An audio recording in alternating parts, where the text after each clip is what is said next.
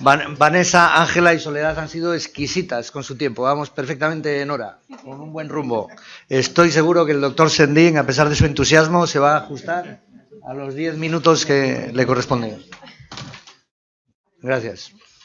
Muchas gracias. Me resulta familiar este sitio. Yo no tenía que estar aquí, con lo cual, bueno, pues me tenéis que aguantar. Saludos del presidente de la asociación, el doctor Sabrido, y del presidente de honor, el doctor Fernando Lamata, porque es una asociación muy jovencita, 6 meses, y la creamos simplemente porque creemos que el papel trascendental, diría que absolutamente sustancial, que va a tener en el futuro de la vida de nuestros hijos, el Sistema Nacional de Salud lo tendrá o no lo tendrá en función de que exista o no exista, de que exista o no exista como lo conocemos. ¿Se oye ahora? Pues esto está rojo.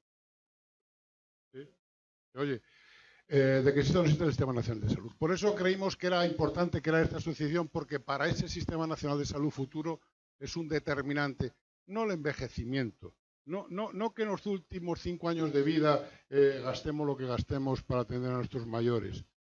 Lo que gastamos es por lo que hacemos con ellos, no porque sean mayores. Entonces, lo que realmente es sustancial, y va a ser sustancial, es lo que ocurra con el medicamento. Lo que realmente va a determinar la existencia o no de ese sistema público de salud como lo conocemos es lo que ocurra con el medicamento.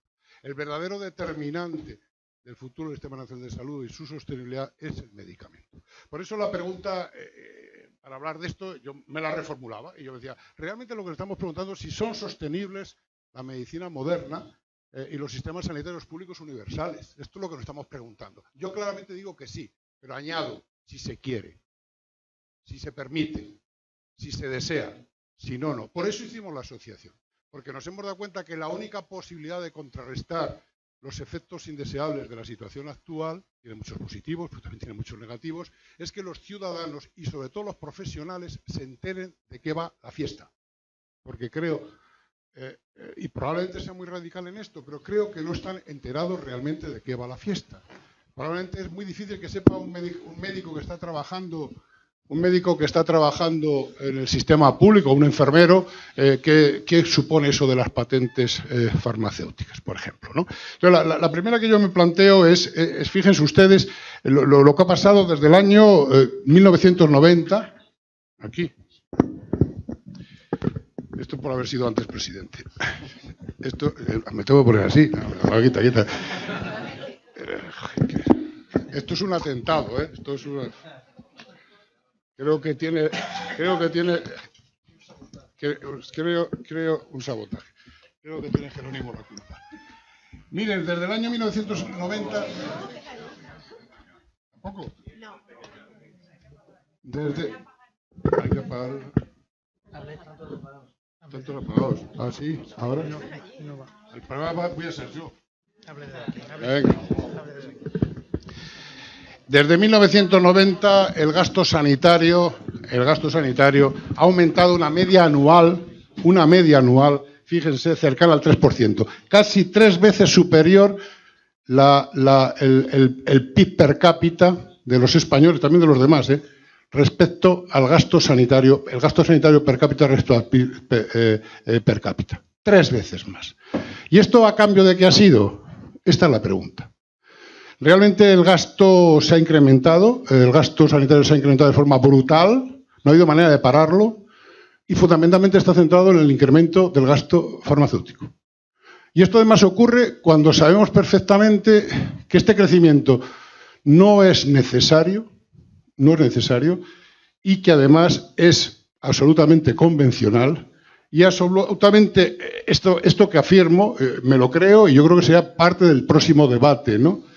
Incrementar el gasto sanitario sin control en base al aumento del consumo y del precio hace insostenibles los servicios públicos. Y esta es la pescadilla que se muerde la cola, porque si a la vez de crecer el gasto sanitario sin control genera precisamente consumismo, necesariamente esto va a generar no solamente insostenibilidad, sino otro problema muy importante, que en este momento se sitúa a la cabeza de los problemas de salud más relevantes, que es la iatrogenia, es decir, el daño que se hace en consecuencia del uso indiscriminado de pruebas y tratamientos cuando no están justificados como consecuencia de ese desmedido consumismo. Esto es un planteamiento que hay que realizar. La iatrogenia es un gran problema. ¿Y por qué digo todo esto antes de entrar en materia de lo que se nos preguntaba? Porque creo que es muy relevante. A pesar de todo, los ajustes estructurales y a pesar de los recortes que se han hecho y a pesar de todo esto, los ajustes estructurales más severos en el periodo recesivo de la economía nacional que hemos pasado se han llevado a cabo sobre las rentas de nuestro trabajo, del trabajo. Siendo el sector sanitario probablemente la primera economía del conocimiento y de la innovación en España, ha sufrido una devaluación salarial mayor del 20%, a la par que se producía un crecimiento sistemático, sobre todo en los últimos 5 años, del gasto farmacéutico, sobre todo centrado en el gasto hospitalario. Los sacrificios lo pagaba la farmacia y el gasto en receta.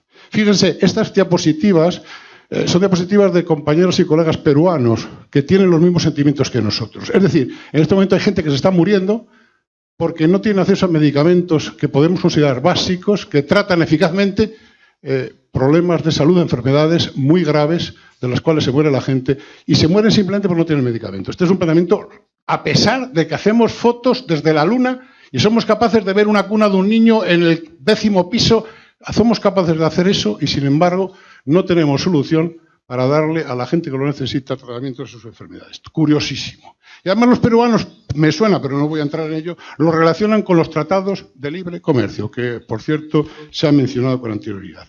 El alto coste de los medicamentos provoca 2 cosas muy importantes. Por un lado, el problema de sostenibilidad externa. Por un lado, la falta de responsabilidad, no digo irresponsabilidad, sino responsabilidad, falta de responsabilidad de los gobiernos que no son capaces de controlar los precios. Es verdad que lo que hace la industria y lo que hace el capital es su propia naturaleza, a mí no me sorprende. Forma parte de su esencia lo que hacen.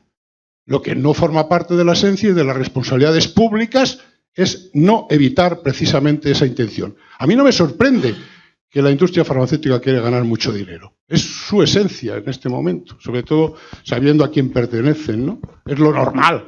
Lo que no es normal es que nuestros representantes públicos no se organicen adecuadamente y nuestros estados no defiendan los intereses públicos. Esto es lo que no es normal.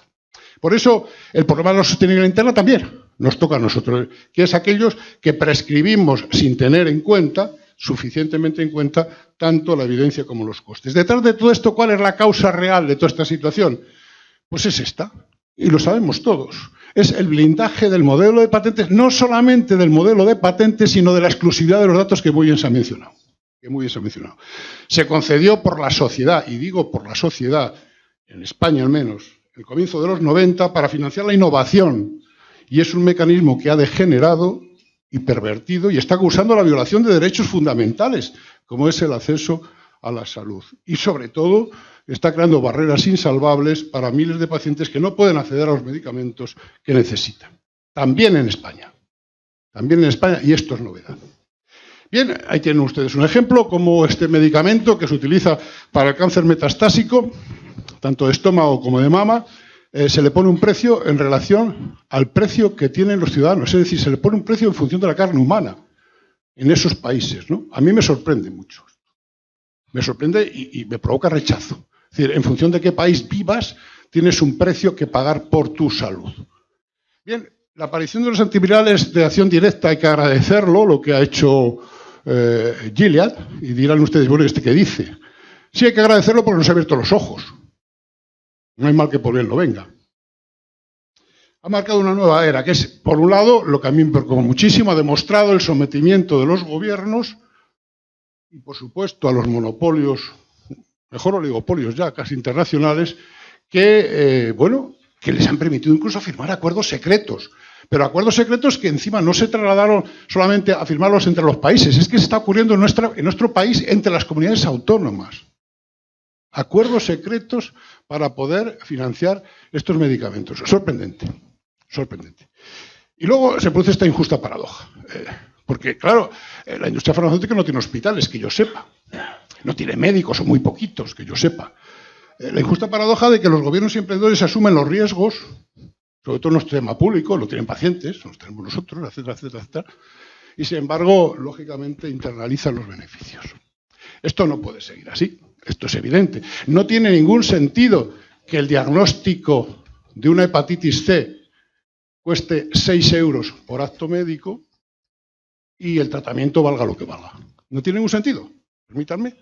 Algo habrá que hacer para ordenar un poquito la cosa. No quiere decir nadie que no tengan todos los beneficios habidos y por haber. Si la pregunta no es esa, la pregunta es cuánto y en qué condiciones.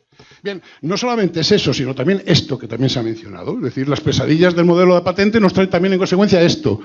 El 75% de los nuevos fármacos aumentan el precio sin mejorar efectos, eludiendo la caducidad de patente y permitiendo el incremento de costes.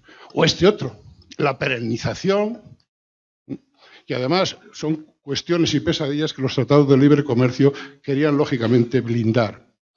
Este es el más gordo, uno de los más gordos, el dilema de coste-efectividad. Es decir, medicamentos que cuestan muchísimo para pequeños efectos. El ejemplo, por ejemplo, son sobre todo relacionados con el mundo del cáncer.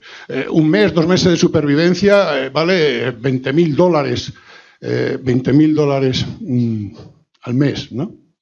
Bien, esto es importante, muy importante. Este es el mejor ejemplo, otra vez volvemos al tratamiento de la hepatitis. ¿Cómo se le puede poner un precio tan diferente en paridad de compra a los polacos que lo que se le pone a la India, ¿no?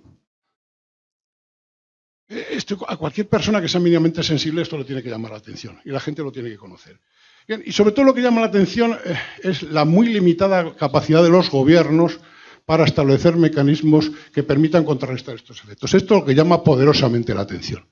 La incapacidad de los gobiernos para poder frenar estas tendencias extraordinariamente, digamos, desde mi punto de vista, abusivas. Mecanismos que mejoren la eficiencia, es decir, no hay ninguna capacidad, se ha mencionado muy bien. O sea, hemos estado en periodo de crisis profunda, ha ocurrido lo que ha ocurrido y no se ha hecho nada, ningún cambio estructural serio para cambiar esta tendencia. Esta es la realidad. Ya voy terminando. Introducir el modelo de patentes del medicamento que realmente es el que es vigente en un país como Estados Unidos, a lo largo del último tercio, realmente creo que ha sido un retroceso social de una extraordinaria importancia, como tal modelo de patentes, y que precisa una corrección urgente, ¿no? Fíjense que la falta de acceso justo a los medicamentos, sobre todo, está ocasionado por una economía de mercado sin regulación. Ojo, nadie está renegando de la economía de mercado. Una economía de mercado sin regulación suficiente, una concentración extraordinaria, y en este sector especialmente, de las máximas rentas del capital y la propiedad privada, están concentrándose, que amenazan la economía social, amenazan la justicia distributiva y amenazan la cohesión social y sobre todo el modelo de convivencia que nos hemos otorgado. Fíjense que una de las razones fundamentales por las cuales hemos pasado la crisis en un cierto nivel de paz social se debe a la existencia del Sistema Nacional de Salud.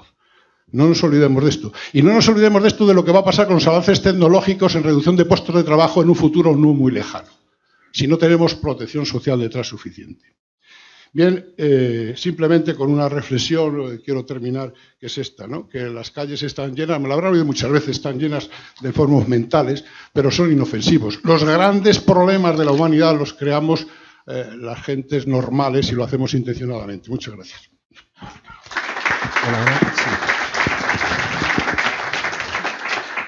Muchas gracias, doctor Sundin.